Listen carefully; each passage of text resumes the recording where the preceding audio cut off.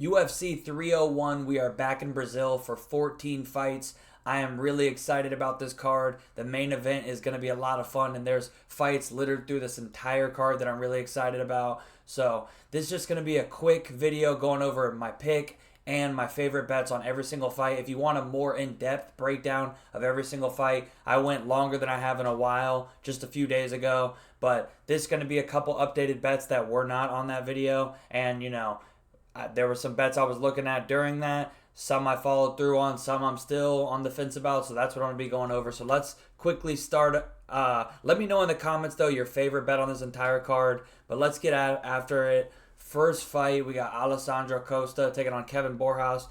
I am a little worried about the volume from Borjas. I do think he's a good boxer, but I just think Costa is the much more well-rounded guy. There's not a lot of props I like on this fight for this first fight, but I do like Costa on the money line. I got him at minus 130. I think that exact line is on like 2-3 books still, so you can get on that.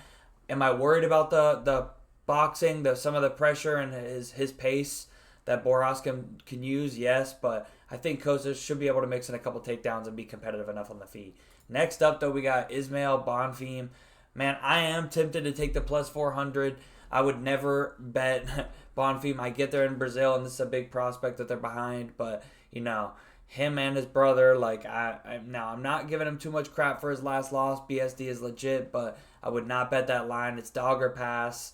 It's not. I think he's like minus 550 now. Yeah, no, I'm not doing that. But maybe I take the dog shot on Pichel. Pichel's well rounded, and he's motivated. Like, I know he's taking a long time off, but I don't know, man. Like, I wouldn't be surprised if he sprung the upset.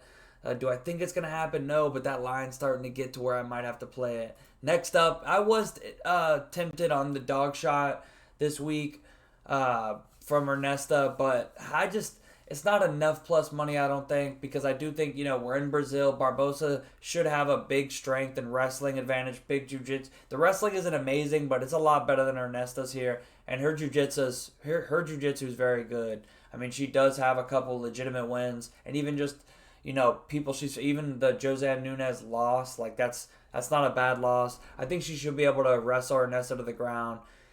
If it stays on the feet, it's going to get dicey, though. But I don't think it's enough plus money to get me to bet on Ernesta. So we move on to the next fight. Mauricio Hoofy taking on Jamie Malarkey. Yeah, man. I think Mauricio catches him and knocks him out. All the props, people are all... It's not quite enough to get me to jump on the Malarkey side, but... he is more well-rounded. I just think he gets clipped at some point. There's really no bets I like on that fight. But I think I almost have a bet on all but maybe one of the rest of the fights on the card. But I will take Mauricio to get the knockout. We move on. Joaquim Silva taking on Jakar Close. Yeah, I got Close here, man. I wish I would have got on I think some people got minus 135, minus 140. I got minus 153. I'm still happy with that. I honestly would still bet him.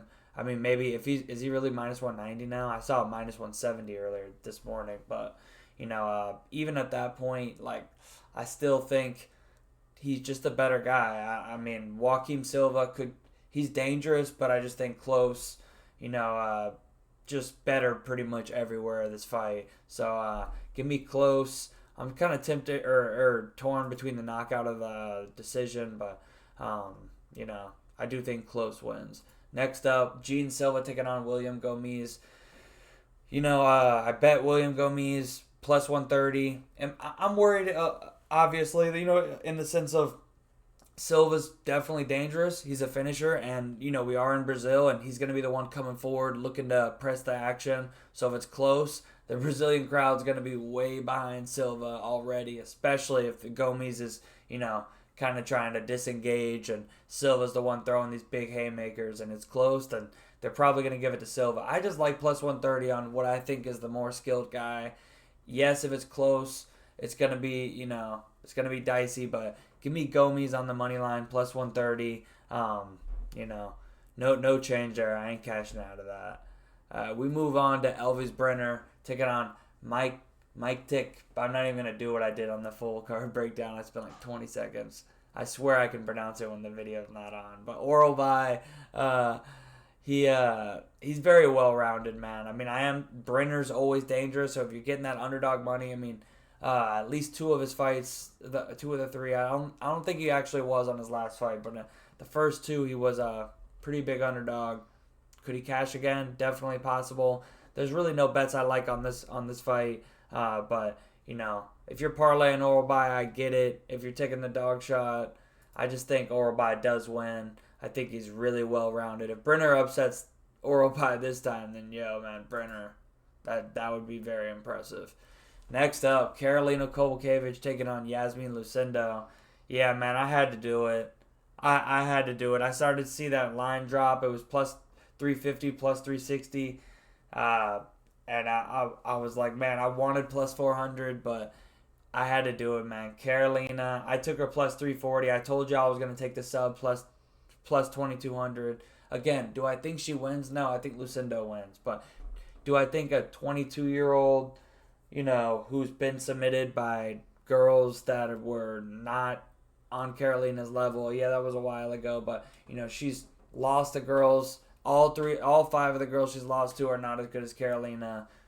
I just think the line's off. I get that, there's a 17-year age gap or 16.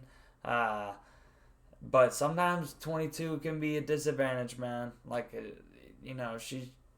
she does have a good amount of fights. She's been fighting for a while, but she hasn't been fighting the competition, man. Karolina's fought the best of the best. Could she pull off a veteran move, find the rear naked choke? Could she, just win a volume-based decision? Because one thing Karolina has, she still has her volume.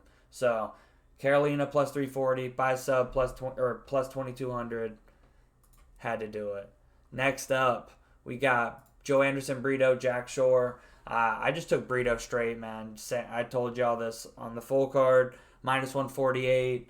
I just think he's going to be up. Jack Shore, he has had some time off. Maybe he's been making some big improvements. Maybe he's been taking his strength and conditioning super seriously, and he's going to come in looking better. But since coming up to featherweight, I didn't love how he looked. The Amir Khani fight didn't impress me a ton, and Brito he's underrated, man. This dude is super legit. So I think Brito has multiple paths to victory, an early finish, a decision. I mean, Shore could land some takedowns, but I don't know if he's just going to be able to hold Brito down. So give me Brito on the money line, minus 148. We move on. Paul Craig versus Cal Barallo. This is the last fight that I don't have a bet on. No, there was actually one more. I just don't. There's nothing that I love. The Paul Craig line's getting so crazy. It's like plus 470, and it's like, oh, I want to, but it's like, this is a terrible matchup. Like, they're trying to build him. They're giving him Paul Craig because, like, Paul Craig's whole win equity is the sub. Plus 900. It's like, it's tempting anytime to pluck Paul Craig by sub is that high. But, at the end of the day, he's going to be on his back, and Barallo is a really high-level black belt himself. I don't really see how Craig wins this fight, but, my God, plus 500, do you just plug your nose and just do what you got to do? I mean, I don't know, but I don't think I'll be getting to a bet on that fight. Next up, man, I did something uncharacteristic. Y'all know me. I don't lay the chalk often, but I'm so confident in Michelle Pereira here. Now, I will say, I saw some props, and so you'd think, why would you if you're so confident? Because these lines are just off. So I did parlay Pereira at minus 400, like we talked about in the full card. But I did take that Potiera sub plus 3,000 we talked about, and I ended up just saying screw it. I feel like this covers like 90% of Potiera's win equity, besides like maybe an early second round knockout. So I took Potiera by sub plus 3,000 and first round KO plus 1,100. And just to give me a little bit of, just in case Potiera could spring the upset, but I am confident Pereira. I think he can win a decision. I think he can take him down and wrestle him. I think he can knock him out himself, especially later. So kind of interesting. I don't bet like that often, but I felt it justified in that fight. So give me Pereira, and I am very confident. Next up, another one I am very confident in, and again, man, maybe I was influenced because there was somebody I really wanted to parlay on this card and I needed a couple pieces, but we'll talk about that. But Vitor Petrino, Anthony Smith. I just really don't. I struggle to see a path to victory for Anthony Smith here, man. I really just don't see it. I think Petrino can take him down. I think he can ground and pound him. He could find a sub. Smith's been finished like 15 times in his career. I get he has a big experience, and this is a step up still. Everything that I just said is still a step up, but I don't know. I mean, I would be really surprised if Anthony Smith won this fight. He's got the experience. He's got the better level of competition, obviously, but I don't see it happening. So give me Vitor Petrino. I parlayed him at minus 520. I think I've only done that like maybe 2-3 times this year, but I'm very confident in this fight. So give me Petrino. No Anthony Smith hedge. There's no lines that are sticking out that make it worth it. So Petrino parlayed up with somebody we'll talk about here in a minute. Jonathan Martinez versus Jose Aldo. Yeah, man. I just want to watch this as a fan. I'm no bet on this fight. I'm rooting for Aldo. I do love Jonathan Martinez. I've made a lot of money betting on Jonathan Martinez. So I get it. Jose Aldo coming off the long layoff and retirement, but he has been doing some other some boxing. He's only still 37. I mean, that is up there for bantamweight, especially the hardest division, at where speed and reflex are so important. But so I get that. And Jonathan Martinez, good volume, obviously coming into his prime, got all the confidence and momentum. But Jose Aldo, they're in Brazil. He's a freaking legend. If these rounds are even close and it goes to decision, it's going to Jose. He runs Brazil. So it's dangerous. There's question marks on both sides. Well, there's more question marks on Jose, but there's some narrative that you could go for him as well. But, gun to my head, I'll pick Jonathan Martinez. I'm just not confident. I guess that the line is about exactly where I'd put it. So I'll just not bet, most likely, unless there was some crazy swing. But Alexandre Pantoja, Steve Erceg, this is my the fighter that made me want to put some parlays up. You guys know I don't make a lot of parlays often unless it's just for fun. Obviously, there's never just for fun. I want to freaking hit every single bet I ever make. But I'm saying unless it's like this guy second round sub parlayed with this guy first round, and if I hit it, I'm buying a car. But, I'm very confident in Pantoja here, man. Don't get me wrong. I like Steve Erceg. I think he's good. I think, he is starting to come into his own. And I honestly, it kind of sucks because, I think he'd have a better shot in like 2 years. But, I still just, he is a big guy. So I get it. And he's dangerous, even though he's never really been a knockout guy, even though that's how people are kind of pegging him now. But, could he catch Pantoja? Yeah, he is a big guy. He's got enough power in his hand. He's got a stinging jab, solid boxing in general, good enough on the ground. But I think Pantoja is just going to be able to wrestle him, man. I think big step up. And this will be a little bit of a level spot. Pantoja, I'm going to take him by rear naked choke. I don't want to get too cute with it, though. I parlayed him at minus 200 with Pereira, and then I parlayed him at minus 185 for Petrino. So minus 114 and minus 120 are those parlays. Do I do that often? No, but I am very confident in those three. And you do know about my little hedge spot on the Podiera, but so I'm real quick run through my bets. I got those two parlays, Pereira and Pantoja, and Petrino Pantoja minus 114, minus 120. Podiera by sub plus 3,000. Podiera KO round 1 plus 1,100. Close minus 153. Gomes plus 130. Brito minus 148.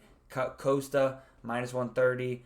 Carolina sub plus 2,200. Carolina straight on the money line plus 340. And that's it. 10 bets, right? It's 10 bets. So those are my favorite 10 bets right now. Maybe I end up with one or two more. There's a couple spots that I've at least been looking at, but we'll see. Let me know in the comments your favorite bet, your most confident pick, or your favorite underdog, any of that good stuff. Like going back and forth, I'll hit you up on Twitter. Good luck in the bets, man. I'll see you on Sunday for my recap, and good luck. Make a bunch of money. Enjoy the fights. It's going to be fun.